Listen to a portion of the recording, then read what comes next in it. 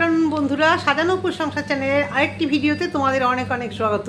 ভিডিওটা করতে বসছি তখন 4:30 বাজে, জানি না কখন দিতে পারবো। সবার নিশ্চয়ই একই অবস্থা, সানডেতে একটু ব্যস্ততাটা বেশি থাকে মনে হয়। অন্যদিন তবুও 10টার মধ্যে সব কমপ্লিট হয়ে যায়, সানডেতে চানই করলাম 3টের সময়। এই হচ্ছে অবস্থা। যাই হোক, ভিডিওটা প্রিয়াকে নিয়ে অনেক কিছুই বলার। সবার আগে বাপের জন্মে শুনিনি, বিশ্বাস করো একদম এটা শুনিনি যে একজন মারা গেছে বাড়িতে, একদম নিজের শ্বশুর মশাই, মানে বাচ্চাটা নিজের দাদু, 1 মাসও হয়নি বাড়িতে। আর একটা আনন্দ উৎসব, ইমার্জেন্সি কিছু না, এটা আনন্দ উৎসব। হ্যাঁ, প্রিয়া কন্টিনিউয়াস বলছে আমার ভিডিও করার ইচ্ছে ছিল না। ওর যেরকম অর্ধেক দিনই হয়, আমার ভিডিও করতে ইচ্ছে করে না, আয়ুষের বাবা বললো তাই করলাম। আজকে আমার শ্বশুর মারা গেছে, ভিডিও করার ইচ্ছে আমার একদম থাকে না, তবুও বোঝোই তো একটু ভিডিও করতে হয়। এই গেল। আর সবসময় নর্মাল একটা দিন, এই নিয়ে আগেও বহুত ট্রোল হয়েছে।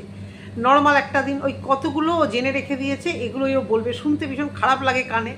দেখো, তোমরা তো ব্লগার, তো তোমাদের ভিডিও বড় ব্লগার, প্রচুর লোক দেখে, সেই জন্য তোমাদের এই ছোটো ছোটো ভুলগুলো ভীষণ কানে লাগে। যাই হোক, বাড়িতে এরকম একটা মানে শ্রাদ্ধানুষ্ঠান বা একজন মারা গেল, যে একদম ডাইরেক্ট, মানে খুঁড়তো জ্যাঠতো তো পিসতো তো মামা তো নয়, একদম ডাইরেক্ট দাদু, সেখানে এই বার্থডেটা যেন সেলিব্রেশন করাটা খুব দরকার ছিল।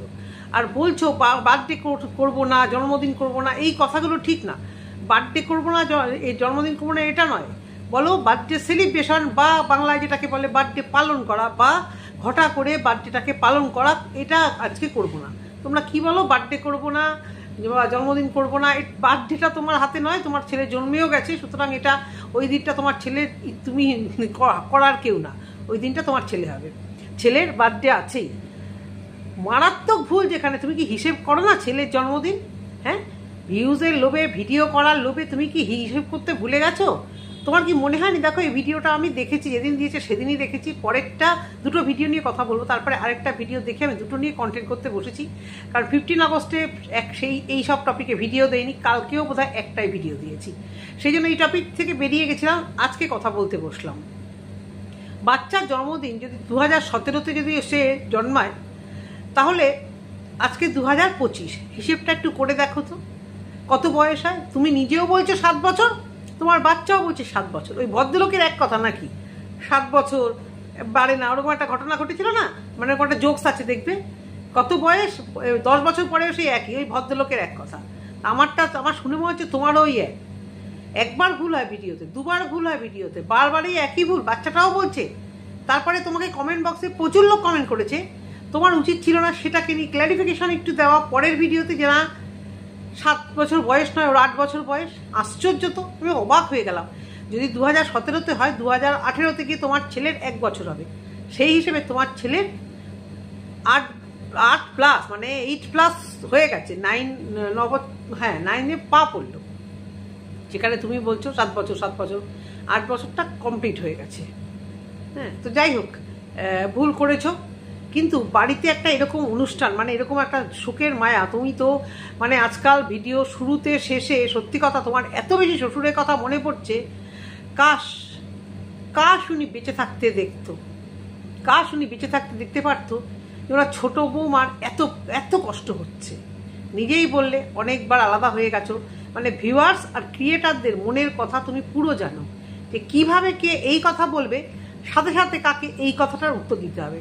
বলেই বলছো, তোমরা বলবে তাহলে কেন আলাদা হওয়ার কারণ বোঝোই তো, কাকে মিন করলে, কাকে ঝাড়লে, শাশুড়িকে না যাকে, যে বারবার এই যে জয়েন্ট ফ্যামিলির থেকে তোমাকে আলাদা করে দেওয়া হয়েছে, তোমার তেমন কোনো দোষ ছিল না, বারবার তোমাকেই সবাই ভুল বোঝে, আমরাও তোমাকেই ভুল বুঝছি, বুঝে তোমাকে আলাদা করে দেওয়া হতো।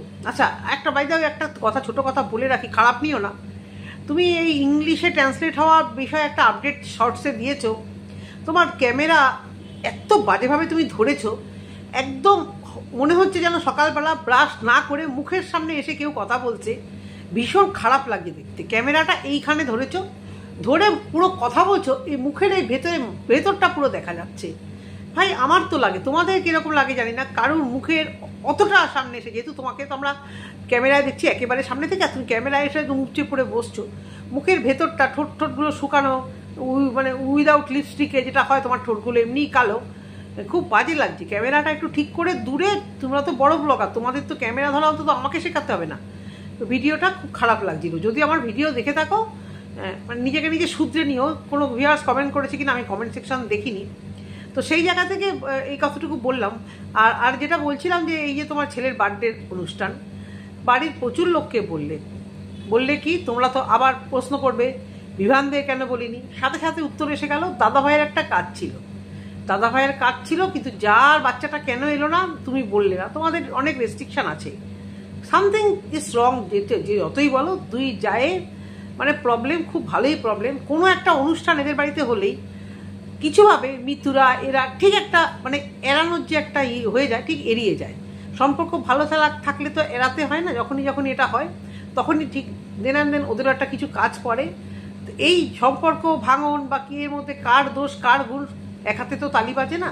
কিন্তু এখানে একটা কিছু ঘটে, এবং একই বাড়িতে দুই যা এরকম ব্লগার থাকলে রেশারেশি, দুই জায়ের মধ্যে কি দেখাবে না দেখাবে। যেমন মাংস ভাত খাওয়ার দিন তুমি একবারও উচ্চারণ করনি, মনে হয় তুমি তোমার এই যে দাদা ভাই এসেছিল তোমার বাড়িতে, দাদা ভাই মাংস কাটাতে সাহায্য করেছিল, এটা তুমি বলনি। তুমি শুধু বলেছো তোমার যা আর ছেলেটা আসেনি কারণ ওদের স্কুলে একটা পিটিএম ছিল। তুমি সুন্দরভাবে গুছিয়ে এটা বলে দিলে।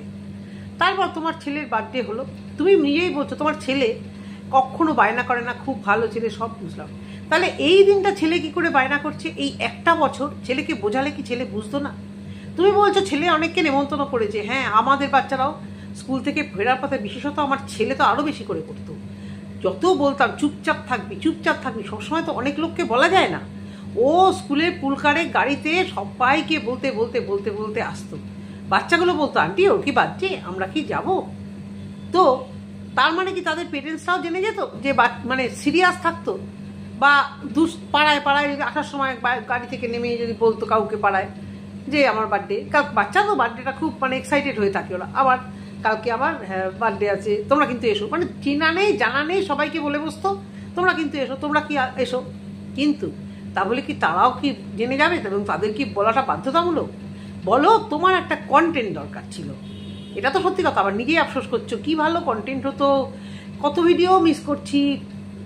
ওমাগো কি খাটনি, সারাদিন তুমি খাটো, সারাদিন তোমারই দুটো বাচ্চা, আর কেউ দুটো বাচ্চা মানুষ করেনি, সারাদিন তোমার খাটনি, সারাদিন তোমার একই ভেজর ভেজর ভেজর ভেজর করতে থাকবে কি আগো আমার যা খাটনি। তো এত খাটনি তাহলে জেনে শুনে এ সমস্ত অনুষ্ঠান করতে যাও কেন? এ সমস্ত অনুষ্ঠান করতে গেছিলে কেন? তোমার ছেলেকে যদি বোঝাতে যে বাবা একটা এরকম ঘটনা ঘটেছে, 1 মাসও হয়নি, 1 বছর তো কোন ছাড়, 1 মাসও হয়নি, সেখানে মানে কন্টেন্টের জন্য তোমাকে আবার বার্থডে পালন করতে। তোমার ছেলেকে বোঝালে ছেলে বুঝতো না? তুমিই তো বলেছো তোমার ছেলে অত অবাধ্য নয়, বাচ্চাদের ভালো করে বোঝালে, নিজেই বলেছো কখনো মানিনি, বললে পরে ও কথা শোনে।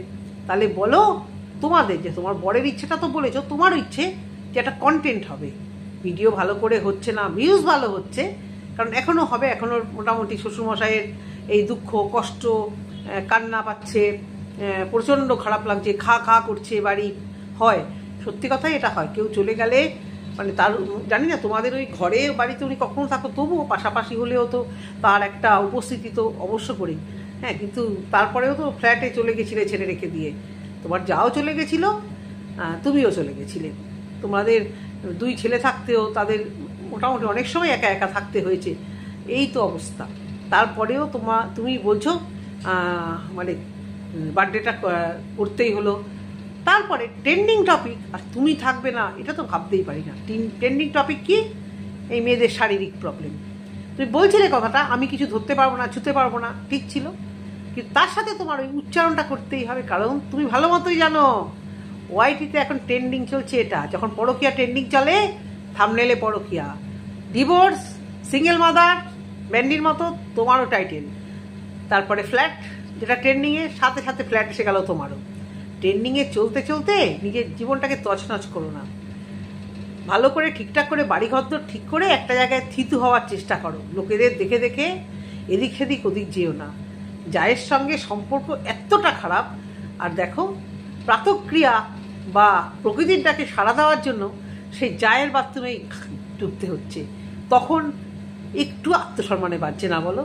এই জায়ের নামে কত কিছু, আজকেও জানি না শাশুড়িকে ঠুকলে না কাকে ঠুকলে, তোমার কমেন্ট বক্সেও একজন রিপ্লাই করেছে, একজন না দুজন লিখেছে এসব নিয়ে, সেটা জানি না আমি কাদের জন্য তোমাকে আলাদা থাকতে হয়েছে সেটা পরের কথা।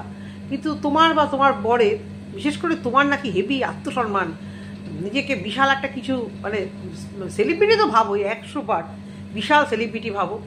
তো এই সেলিব্রিটি হয়ে তোমার এই অন্যের বাথরুমে, মানে যার সঙ্গে তোমার মানে একদম মানে হিংসা চরম লেভেলে, চুরোচুরি নেই, তার বাথরুমে গিয়ে ডেলি যাচ্ছ। কি বলবো, আর কাউকেই সাপোর্ট করি না, কিন্তু তুমি যা তোমার জায়ের থেকে অনেক কিছুতেই তুমি হেরে বসে আছো। ওয়াইটিতে যে বদনাম তুমি কুড়িয়েছ, আশা করি তোমার জায়ের সেই বদনাম নেই, কিন্তু ওই বিষয়ে স্পিকটি নট। এখনও টিনা সেনকে তুমি বলছো না, তুমি কন্টেন্টের দিকে এগিয়ে আছো। জানি না তোমার ছেলে আর হাজবেন্ড বাইরে থেকে এলে তুমি এই যাকে খোঁজার কথা টিনা সেন, তাকে আদৌ খুঁজবে কি না, নাকি এখন নিজেই বুঝতে পেরেছো এরে জুতো তো আমার মুখেই পড়লো, জুতোর বাড়িগুলো যা দিতে চাইলাম আমি সেগুলো তো পড়লো আমারই মুখে।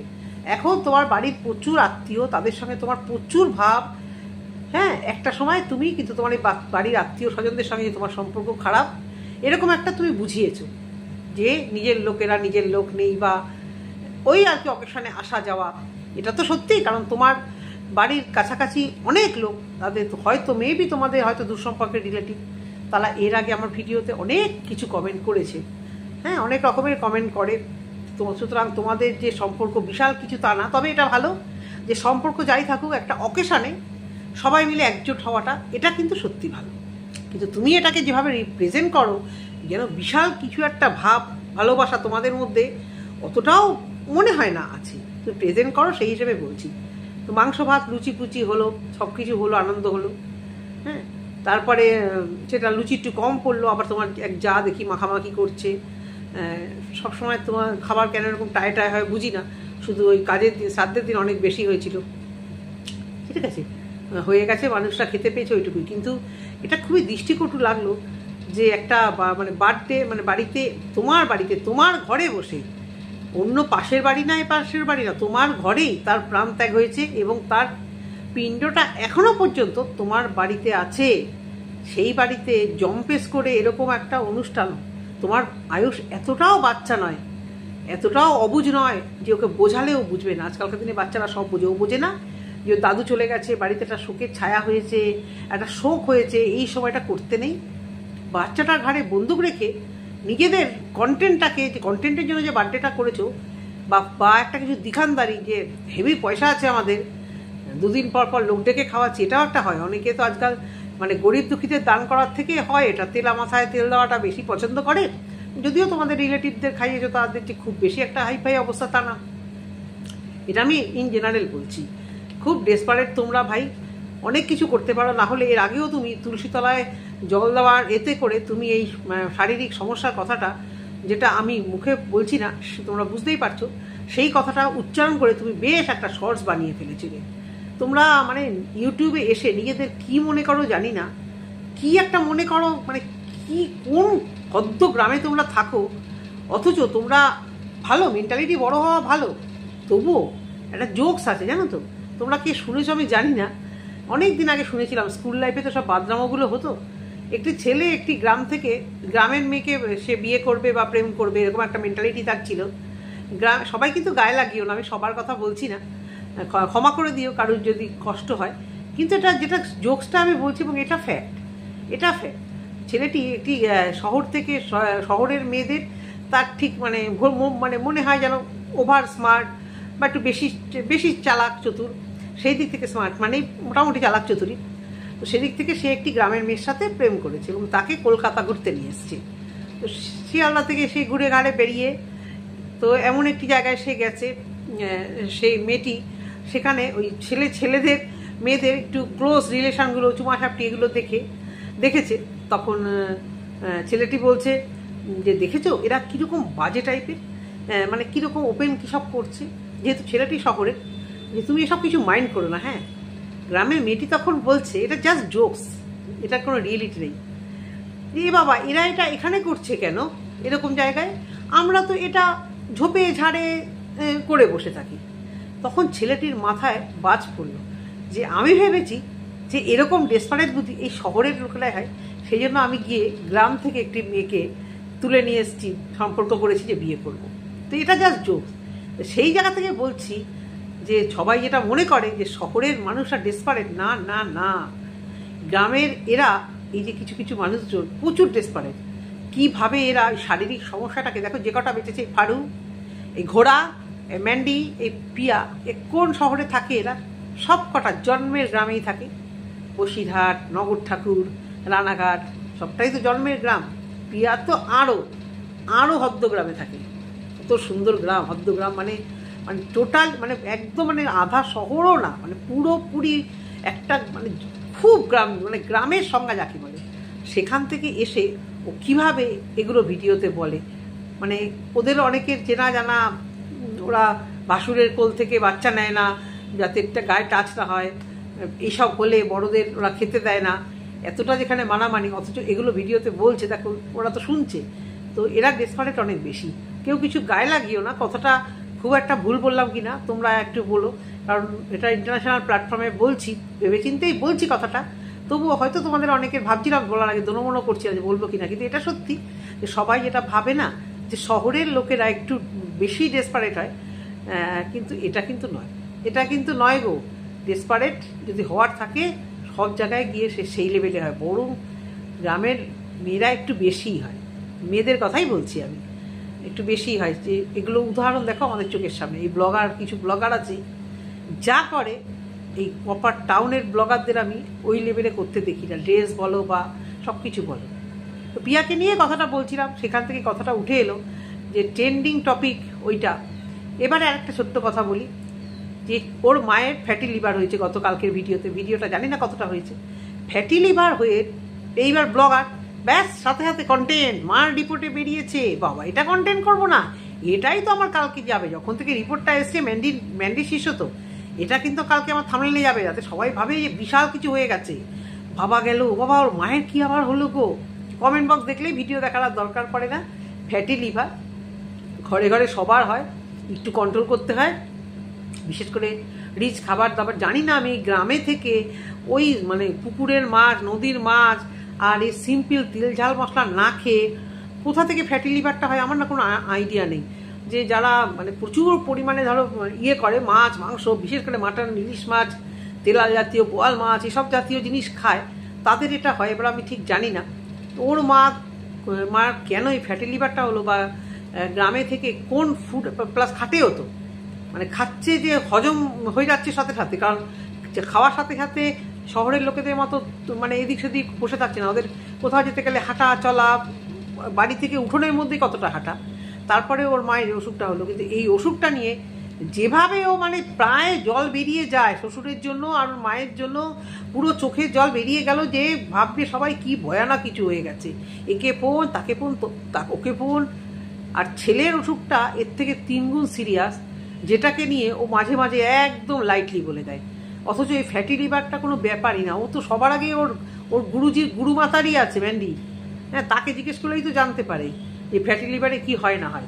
এটা নিয়ে আবার চিন্তা, ফ্যাটি লিভার নিয়ে চিন্তা, খাবার কন্ট্রোল করতে হয়, এমন করছে যেন কোন মারণ রোগে পড়ে গেছে। কন্টেন্ট বললাম না, শ্বশুরমশাই কন্টেন্ট, মা কন্টেন্ট, বাড়িতে শরীর খারাপ মানে একটু অ্যাবনর্মাল কিছু হলো, সাথে সাথে পরের দিনের টাইটেল জমিয়ে রাখে। ভিডিও শুরুতে বলছি একটা ঘটনা ঘটেছে, পরে বলবো, আগে বলবো, ভিডিও পুরো দেখতে হবে, লাস্ট অবধি যাবে, তারপর জানতে পারবে তোমরা কি ঘটনা ঘটেছে। এটাই হচ্ছে গিয়ে আমাদের ব্লগার, আমাদের ভ্লগার, সো কল ভ্লগার, আর কিছু না। তো ভিডিওটি যদি ভালো লেগে থাকে অবশ্য করে কমেন্ট সেকশনে কমেন্ট করো। সবাই ভালো থেকো, সুস্থ থেকো, টাটা।